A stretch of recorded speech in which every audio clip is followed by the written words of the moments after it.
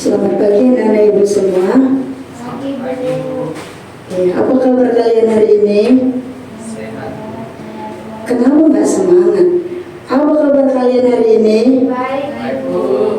Ya baik, sebelum memulai pembelajaran pada hari ini, alangkah baiknya untuk kita berdoa terlebih dahulu.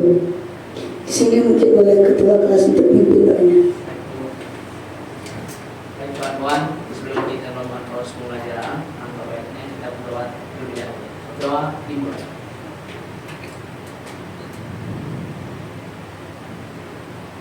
Berdoa selesai. Oke, baik, karena sudah selesai berdoa, terima kasih kepada ketua kelas yang sudah memimpin doanya. Selanjutnya ibu mau tanya, di kelas ini ada nggak yang nggak datang? Ada yang tidak hadir? Siapa? Apa alasannya? Oh, gitu.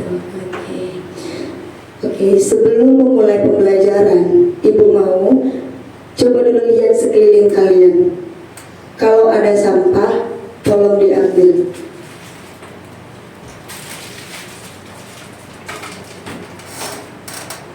Udah. Dan keluarkan buku biologinya. Selain pembelajaran biologi, harap disimpan ke dalam tas. Itu main apa Rizka? Main HP? Oke, sudah. Pada materi ini kita masuk ke dalam materi hormon dalam reproduksi manusia. Nah, sebelum ibu menjelaskan tentang hormon dalam reproduksi manusia, ibu mau bacain tujuan pembelajaran pada materi ini. Nah, tujuan pembelajarannya itu ialah di sini siswa dapat menjelaskan pengertian dari hormon reproduksi. Selanjutnya, siswa dapat menyebutkan jenis-jenis hormon pada reproduksi. Siswa mampu menjelaskan fungsi hormon reproduksi dan siswa dapat memahami apa itu peran hormon dalam sistem reproduksi manusia.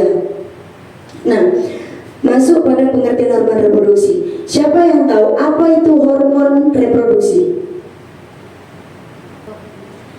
Hormon reproduksi adalah hormon yang berperan mengatur sistem reproduksi mulai dari pubertas, pembentukan sel kelamin, siklus menstruasi, hingga kesuburan. Pada manusia contohnya adalah PSH, LH, estrogen, progesteron, testosteron, dan oksitosin.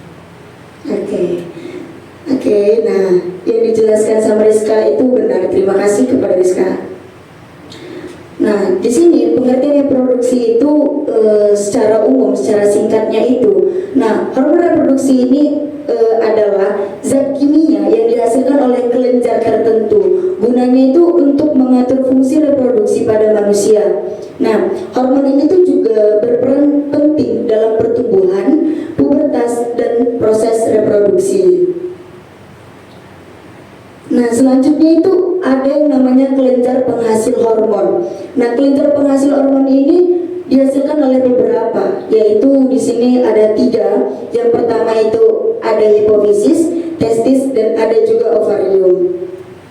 Nah, hipofisis yang pertama. Hipofisis itu apa sih? Nah, hipofisis itu kelenjar yang berukuran kecil.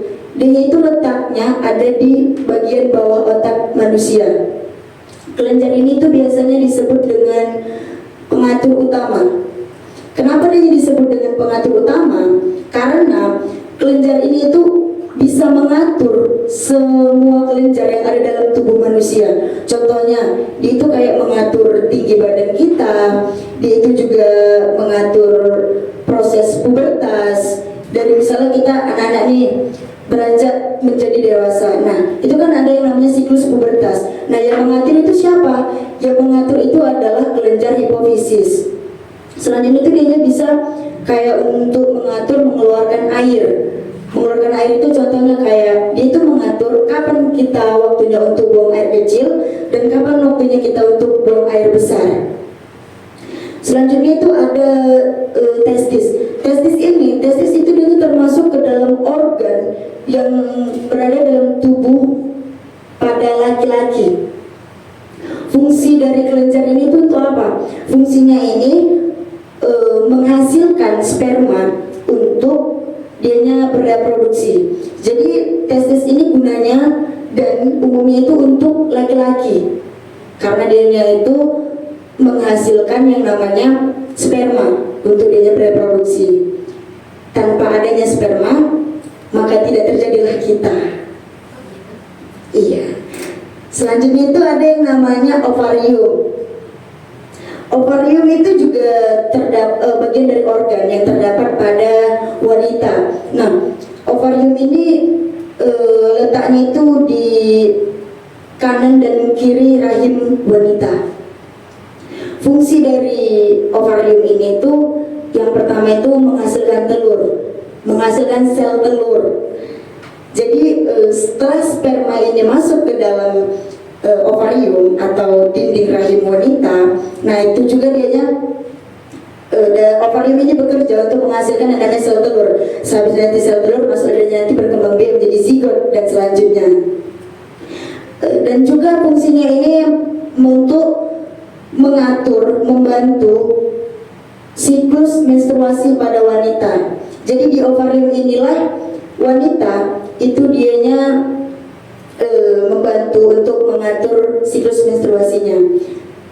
Baik deh, misalnya menstruasinya itu lancar atau tidak lancar, tergantung pada kehidupan dan gaya kita. Nah, selanjutnya itu ada peran hormon saat pubertas. Coba ibu dulu mau tanya sama kalian. Kalian tahu nggak peran hormon saat kita mengalami masa pubertas? Kalau ciri-ciri dari laki-laki, suaranya besar. Suaranya besar. Punya jakun. Memiliki jakun. Terus kalau misalnya perempuan, Menstruasi. menstruasi. Terus, Punya payudara. iya payudara membesar. Terus apa lagi? Badan besar. Pinggul. Nah, pinggul pada perempuan itu melebar. Nah, itu dianya, ya benar yang disebutkan oleh Adis. Ciri-ciri umum pada peran hormon saat pubertas ini laki-laki biasanya itu suara itu akan lebih berat atau lebih besar. Misalnya Samuel, berasa nggak? Misalnya dari anak-anak nih beranjak ke pubertas, terasa kan kalau misalnya suara itu lebih berat? Rasakan. Anak-anak misalnya waktu pas masih anak-anak nih kan masih belum beranjak remaja lah, belum pubertas, suara itu pasti kayak kecil, kayak cempreng gitu kan. Tiba-tiba sudah masuk ke masa pubertas, masa remaja, pasti suaranya itu akan memiliki perubahan suara itu besar, beda lah, berat ya suaranya, iya kan? Oke. Selanjutnya pada wanita tadi, kalian nggak terasa nggak kalau misalnya kayak anak-anak kalian itu misalnya maaf nih ya, payudaranya itu kayak kecil nih pas anak-anak, tiba kalian sudah menstruasi, sudah pubertas lah, sudah beranjak remaja, contohnya kayak seperti menstruasi lah, pasti kalian itu mengalami yang namanya kayak payudaraku ini membesar gitu, iya nggak? Terus ada juga yang namanya perubahan emosional. Jadi pada remaja itu biasanya perubahan emosional itu juga berubah. Kadang kalau misalnya nih contoh umumnya perempuan lah misalnya, sebelum dianya mengalami menstruasi, pasti dianya itu bakalan kayak mengalami ciri-cirinya terlebih dahulu. Itu biasanya kayak kemudian biasanya kalau orang bilang kayak misalnya gampang marah, modelnya senggol bacok, nah gitu dia. Iya enggak? Kalian kalau misalnya mau menstruasi, kalian mengalami ciri-ciri tersebut enggak? Mengalami ciri-ciri emosional, misalnya kayak kalian gampang marah, terus modelnya kalau disenggol, padahal nggak ngapa-ngapain. Misalnya Samuel nih, dia nggak ada buat salah, cuma kayak kesenggol gitu, nggak sengaja, terus kalian marah, ngomong apa sama Samuel. Pernah nggak kalian kayak gitu? Pernah. Nah itu ciri-ciri dari perubahan emosional pada saat kita pubertas. Sudah paham? Jangan senyum-senyum aja. Oke, sudah paham dengan materi, Bu? Sudah? Kira-kira kira-kira sebelum Ibu masuk kesimpulan dan sebelum Ibu menayangkan video tentang hormon pria dan wanita ini? Ada yang ingin bertanya? Tidak ada, Bu. Gak ada? Oke. Ibu anggap berarti pas dan kalian sudah paham tentang materi ini. Kalau kalian paham, cobalah dulu simpulkan materi yang telah Ibu jelaskan tadi. Berilah kesimpulan. Nah, jadi kesimpulan dari pembahasan kita pada hari ini yaitu tentang hormon reproduksi adalah zat kimia yang di dalam makhluk hidup dalam proses membuat keturunan. Ya. Gitu. Oke, terima kasih. Nah, jadi kesimpulan pada materi ini itu ialah jadi hormon reproduksi itu sangat berperan penting dalam mengatur pertumbuhan, pubertas. Nah, fungsi dari reproduksi manusia. Setiap hormon ini memiliki fungsi yang berbeda, tetapi mereka ini saling bekerja sama. Sekarang itu waktunya kuis. Ibu kasih satu pertanyaan. Pertanyaan ini gampang, ini pilihan ganda. Satu pertanyaan. Ini rebutan jawabannya. Gampang ya soalnya. Bisa? Bisa, Bu. Bisa kan? Nah, pertanyaan itu hormon yang membantu perubahan fisik pada laki-laki saat pubertas ialah hormon Rizka. C, Bu. Testosteron. C, testosteron. Nanti Ibu akan kirim link videonya ke grup. Kalian tonton dan kalian pahami. Selanjutnya, Ibu akan membuat kalian menjadi dua kelompok. Nah, di sini Ibu bagi dua kelompok. Kelompok pertama itu ada Rizka dan Hadis, dan kelompok dua itu ada Putri dan Samuel. LKPD tadi sudah Ibu kasih kan? Sudah kan? Nah, jadi kelompok satu itu menjelaskan tentang hormon testosteron pada laki-laki, dan untuk kelompok dua menjelaskan hormon estrogen pada perempuan. Kerjakan, jika kalian tidak mengerti, tanya sama Ibu.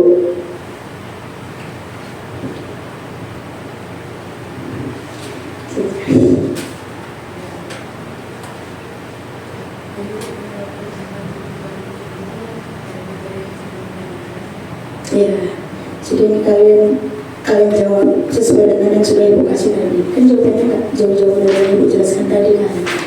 Kalian?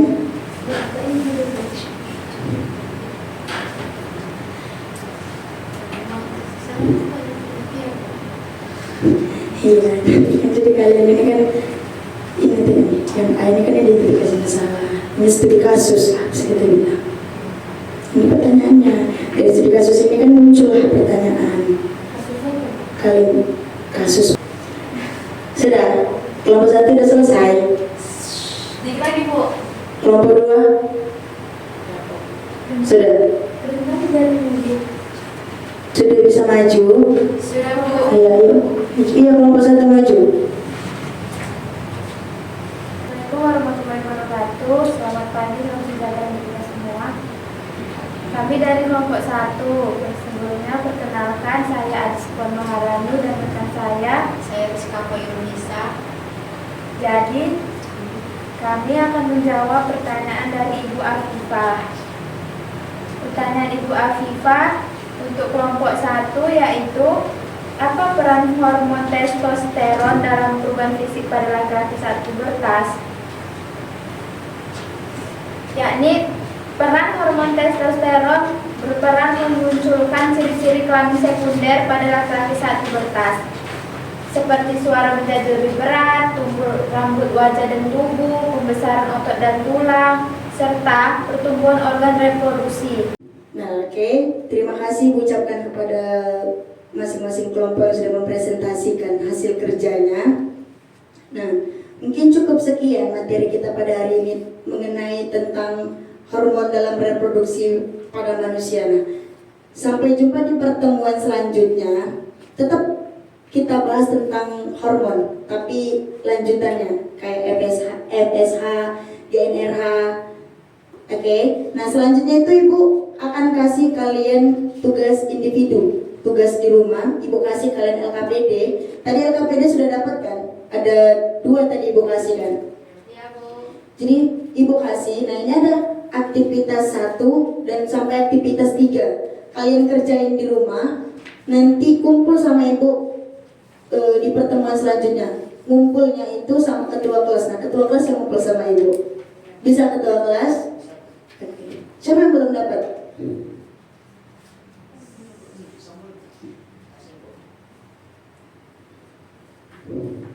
Oke. Terima kasih kepada kalian semua. Tapi sebelum itu, ibu mau dulu agak-agak adalah kalau ibu bilang misalnya biologi, oke, kalian begitu ya. Kalau misalnya ibu bilang lagi biologi asik, kalau misalnya ibu bilang lagi sekali lagi biologi menyenangkan, bisa? Biologi, Oke. Ibu, sekali lagi biologi, Asik. biologi. Menyenangkan. Oke, cukup sekian ibu akhiri. Assalamualaikum warahmatullahi wabarakatuh dan selamat pagi.